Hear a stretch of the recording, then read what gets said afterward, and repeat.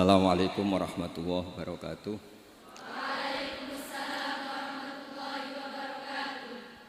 Alhamdulillahirabbil alamin wassalatu wassalamu ala asyrafil mursalin sayyidina maulana Muhammadin wa ala alihi wa sahbihi asmain amma ba'du. Ingkang sangat kula hormati sedanten keluarga besar Kiai Jazuli, wabil khusus wonten Kiai Haji Nurul Huda, sedanten Nyai Bat, wonten Mbah Kawula Nyai Jamilah, sedanten mawon ingkang kula hormati wonten Gus Anim. Kula namung memastikan bahwa boten enten kitab ingkang berkahi Indonesia kados Alfiyah teng bab nahwu. Dados riyen dulu Alfiyah itu yang terkenal itu dibawa diantaranya Syekhona Khalil, Mbah Soleh Darat. Kemudian wonten istilah Alfiyah Kiai Jazuli. Dados Mbah Mun sering cerita dulu Mbah Khim pamanipun beliau itu mondok teng Lirboyo kalian Mbah Maimun. Gara-gara kesemsem Alfiyah ala Gus Ali yang dari Kiai Jazuli, terus Mbah Khim ini mondok teng Peloso. Nggih mondok teng mriki. Dados kula secara sanad di antara mbah guru kula selain Mbah Karim nggih Kiai Jazuli. Kemudian Mbah Maimun itu diantaranya ngaos tafsir teng Sayyid Alawi, abaipun Sayyid Muhammad. Dan ini menjadi rentetan kewajiban keilmuan. Dados Imam Sibawayh niki kula cerita nahwu, cerita Alfiyah. Imam Sibawayh itu kalau baca kitab itu sebelum kagum sama makna itu kagum sama penggunaan varian bahasa Arab. Misalipun mayyar tadda berarti bil idgham, posisi jazm. Tapi sebagian ayat wa mayyar tadid, sehingga teori jazmin wa syibhil jazmi takhirun kufi sama-sama pernah dipakai Al-Qur'an. Jadi ku wonten ayat mayyar tadda minkum, tapi kemudian ada wa mayyar tadid. Dan itu bagi peneliti lughat itu kagum betul sama Quran, karena semua varian yang sah menurut bahasa Arab itu dipakai oleh Quran. Ada lagi misalnya bentuk jamak. Jamak kafirun pakai mudzakkar salim, kufar pakai jamak taksir. Juga kata Alfiyah wa sya'a nahwu kamilin wa kamalah. Quran pakai ulaika humul kafaratul fajarah. Kafir kafarah, fajirin fajarah, yaitu wa sya'a nahwu kamilin wa kamalah. Dados niki monggo berkah Alfiyah. Niki dados solusi, dados keharusan bagi kita supaya orang itu tidak menafsirkan Quran sebelum malian bil arabiyah. Dia sangat menguasai bahasa Arab. Karena kalau kita belajar Alfiyah, belajar balaghah, wa kula pun matur Gusdah di antara kelebihan Kiai Jazuli itu semua fan diajarkan. Kula teng putih-putih sering memberi saran dan mengharuskan lah. Kalau cari ilmu itu sisi ekstrimnya itu dikaji. Nanti kelihatan semua ilmu itu fardhu ain, bukan fardhu kifayah tapi fardhu ain. Kalau beri contoh misalnya summum bukmun umyun. Summun itu summum bukmun umyun. Itu kan orang kafir itu tidak bisa mendengar misalnya. Bukmun orang kafir itu tidak bisa ngomong. Umyun itu orang kafir itu buta. Padahal secara fisik mereka bisa mendengar, bisa melihat, bisa semuanya. Dan itu kalau nanti Quran itu diuji secara kenyataan, ternyata mereka bisa bicara, bisa mendengar, juga bisa ngomong. Tapi kalau kita ngaji balaghah ngerti duduk perkaranya. Mereka dikatakan summun karena la yasma'unal haq, tidak mau mendengar kebenaran. Dikatakan bukmun la yatakallamuna bil haq, tidak bisa ngomong hak. Dikatakan umyun karena la yubsirunal haq, tidak melihat hak. Kemudian di balaghah diajarkan kalau tasbih, kalau orang ganteng biasa disebut anta kal badri, tapi kalau sudah ganteng banget disebut anta samsun, anta badrun. Sama di kebalikannya juga sama. Kalau terlalu enggak benar, bukan lagi kasumi tapi disebut summum bukmun umyun. Begitu juga di saktah. Saya berkali-kali cerita, kalau Anda tahfidz, tadi saya dapat berita menyenangkan, pernah bulik saya neng Hasna putri Mbah kula baca Jazila khatam Quran. Saya senang sekali. Di antaranya misalnya sakta. Sakta itu kenapa harus ada? Dulu Imam Asy'am pernah ditanya, kenapa ada sakta? Kata beliau, ada ayat atau dialog yang bahasa Arab itu tidak ada koma, tidak ada tanda kutip. Sehingga solusinya ya sakta. Yaitu ketika orang kafir bangun dari kubur, mereka tanya, "Mam ba'atsana mim marqadina." Siapa yang membangkitkan kami dari kubur? Terus ada al-mujawib. Min jihatillah au bilisanil malaikah hadza ma wa'adar rahman wa sadaqal mursalun. Jadi yang pertama adalah su'alul mustafhim, penanya, yang kedua adalah mujawib. Andaikan itu tidak disakta, maka betapa kacaunya. Memba'atsana mim marqadina hadza ma wa'adar rahman. Itu menjadi kekacauan secara makna yang luar biasa, sehingga kemudian disakta. Memba'atsana mim marqadina. Jawabannya apa? Hadza ma wa'adar rahman. Nah, hal-hal seperti ini juga terjadi lagi misalnya di awal Kahfi. Allah itu mensifati kitabnya yang agung. Alhamdulillahilladzi anzala ala abdi kitaba wa lam yaj'al lahu iwaja. Lan orang gawe sapa Allah lahu maring Quran ora digawe iwajan ing bengkok. Kalau dibaca langsung qayyiman itu bisa ada tasallutul amil pada qayyiman. Wa lam yaj'al lahu qayyiman itu fatal betul. Allah enggak bikin bengkok juga enggak bikin lurus. Tapi berkahnya sakta itu menjadi natijah. Allah itu enggak bikin Quran itu bengkok. Diam, enggak bengkok itu apa? Lurus. Nah itu makanya butuh sakta. Jadi saya berkali-kali mencontohkan, "Cung, saya jangan belikan sate, pecel, rawon, itu semuanya dilarang. Tapi kalau sakta, "Cung, saya jangan belikan sate, jeda, pecel." Itu artinya jangan belikan sate tapi nopo? Pecel. Nah, ilmu-ilmu yang talaqti min afahil masyayikh, kalau belum tahu hikmahnya atau illatul hukmi, paling enggak kamu sudah benar bahwa setiap baca ini sakta secara riwayat. Nanti Anda akan lebih detail kalau menguasai diroyah. Makanya kalau di masa saya sarang sering diajarkan qaddimid diroyah ala riwayah. Setelah dikaji, memang sakta ini satu keharusan. Karena kalau tidak ada sakta bisa maknanya juga dikaji. Begitu seterusnya di bab-bab nahwu. Nahwu itu terkenal kan, dulu ada orang terkenalnya ya, Abdul Aswad Ad-Du'ali itu sama putrinya melihat bintang terus kagum bilang ma ahsanus samai. Karena redaksi ini menjadi istifham, abahnya menjawab nujumuha, ya bintangnya. Terus kata anaknya, innama aradtu bidzalika ta'ajjub, saya ini kagum. Oh harusnya kamu baca ma ahsanas samaa, bukan ma ahsanus samai tapi ma ahsanas sama. Semenjak itu terus mulai kepikiran nulis nahwu. Ada yang lebih fatal dari cerita itu. Ada seseorang yang terus gak mau sholat, jadi ateis. Gara-gara baca ayat innallaha bari'um minal musyrikina wa rasulih, dia baca jer. Kalau Allah sama Rasulnya saja tidak ngurus, apalagi sama kita. Allah itu terbebas, gak urusan dengan orang musyrik, wa rasulih juga gak ngurus Rasulnya. Kalau sama Rasul saja tidak ngurus, apalagi sama kita. Sama Sayyidina Ali dibenarkan, yang benar bacanya itu wa rasuluh. Allah bari minal musyrikin wa rasuluhu bari'un aidan, Rasulnya juga bari'un aidan. Nah hal-hal seperti ini itu menjadikan kita akan mutafaqih, akan mengkaji fikih secara serius dengan cara mengkaji bahasa Arab secara serius. Tanpa itu kita tidak bisa mengartikan Quran. Kemudian Alfiyah sebagai karangan, ini saya cerita sedikit. Saya juga sering mengkaji Alfiyah. Alfiyah sebagai karangan itu ya ada dengan tanda petik, ada pemberontakan, ada kritik. Kritik ini penting karena istiqmalul Arab itu tidak bisa diwadahi hanya ala madzhab Sibawayh. Sehingga meskipun Sibawayh ini orang yang paling top di dunia nahwu, tetap saja ada kritikus-kritikus nahwu yang tidak sependapat dengan beliau. Makanya di Alfiyah ada misalnya kadza kahiltanihi wattisola akhtaru ghairi ikhtaro infisola.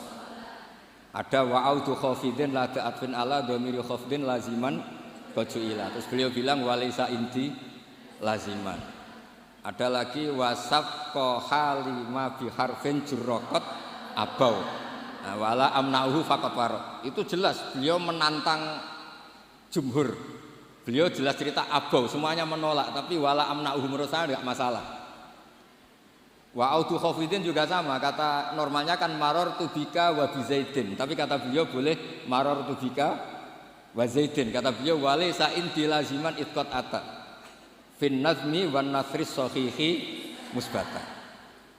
Dan itu akhirnya menunjukkan beliau itu alim bil qiraati sab'i, dengan qiraat sab'ah. Ya, baca yang benar itu bil qiraati sab'i karena qiraah itu muannas, sehingga di adat kalau muannas justru taknya apa? Dibuang. Jadi salah satan kita ikulil asyraf fi adima ahaduhu mudzakkara terus fiddit dijarrid. Jadi yang benar tuh fil qiraatis sab'i. Ya, tapi yang sering orang bilang qiraah napa? Sab'ah. Nggih boten napa-napa niku dadi bahasa Indonesia ngoten mawon boten usah ditakwil. Sebenarnya kalau secara fanatik kalau makdudnya itu muannas justru tambah napa? Tak.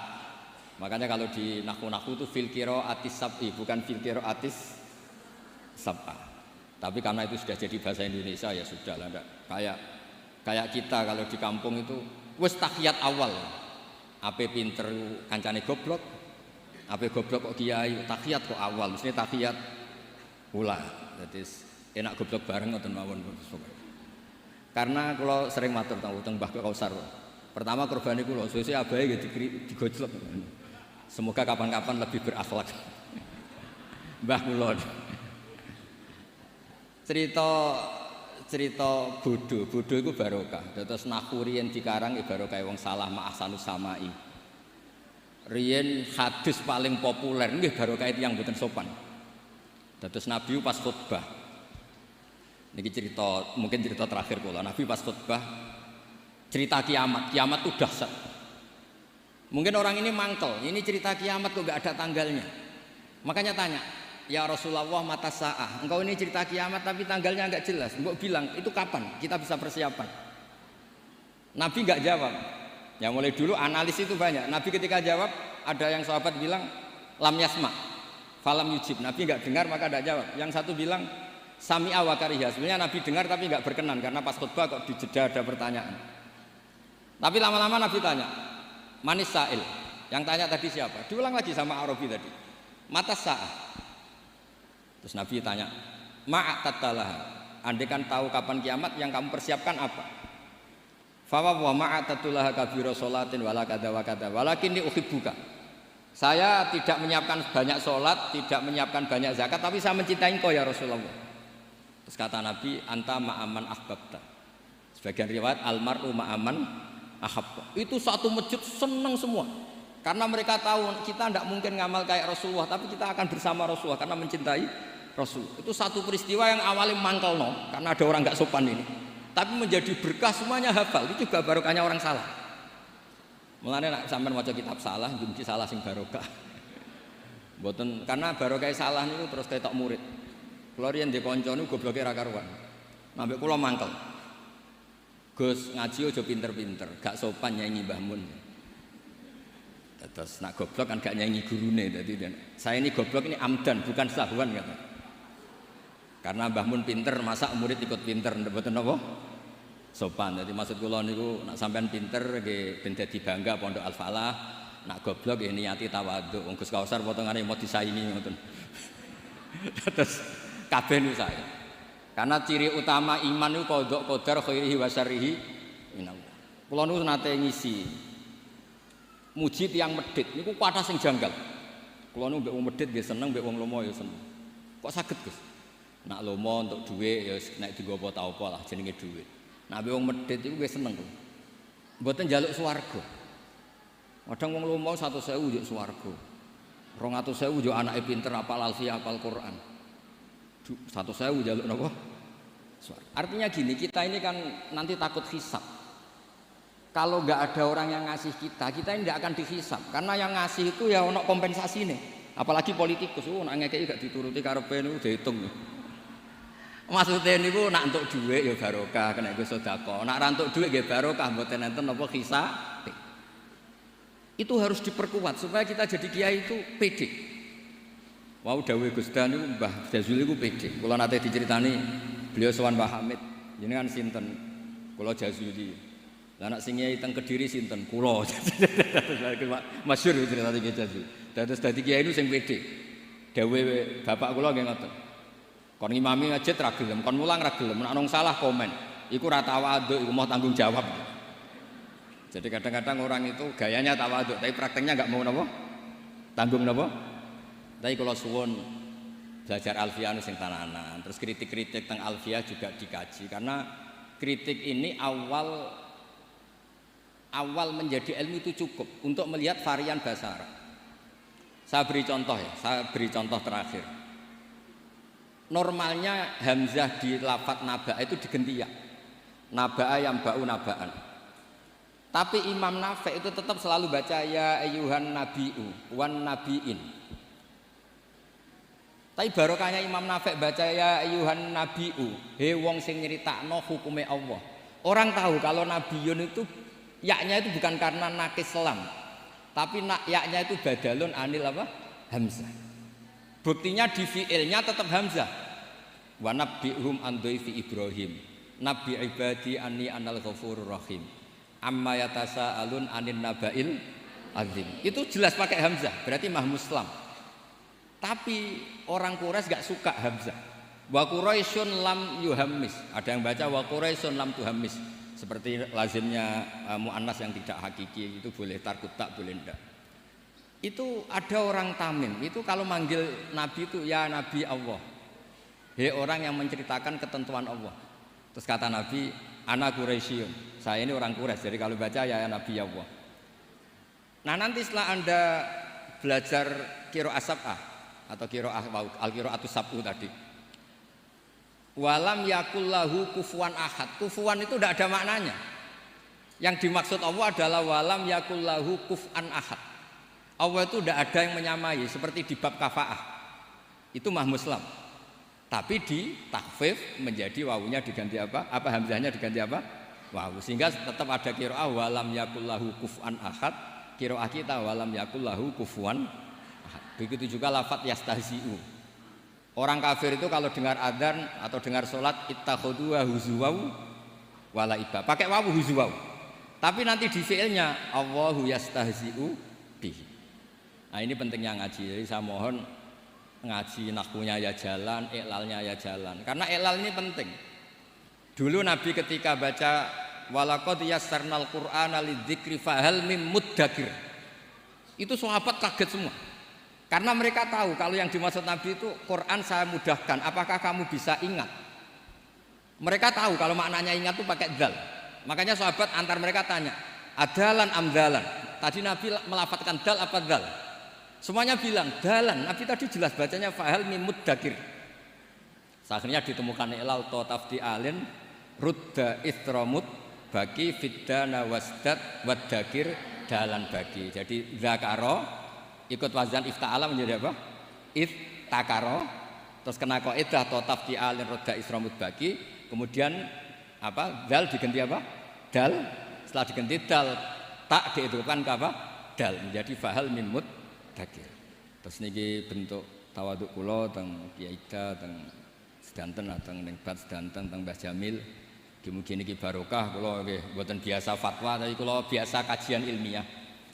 Wau mun didhawuhi kathah kalian Gus Kausar nggih. Muga-muga sing dawuhi saged nglakoni. Terus mergi kula niku nek ana wong setor alfiah ije eling nek zaman mondok sarang wong setor kok ije eling berarti gak wong bener. Lah kok saged wis disetara gunune ya entek. Nek ije eling berarti ije nyiso. Ya tapi saya eling. Kula ngantos sakniki saya eling alfiah karena bagi saya itu penting ilmu itu. Karena tadi misalnya baca mim muddakir langsung ngerti napa ta tafdi alin rudda istramut bagi fiddana wasdad wadarin dalan bagi sehingga tetap fahal mim muddakir ana ta ana sing eling. Bukan terus kita enggak pinter ganti. Oh ini yang bener dal, yang mananya ingat itu dal, bukan begitu. Asal usulnya dal karena jejer tak kemudian diganti napa? Dal, itu dalan bagi. Nggih, ngoten mawon ngapunten kathah. Assalamualaikum warahmatullahi wabarakatuh.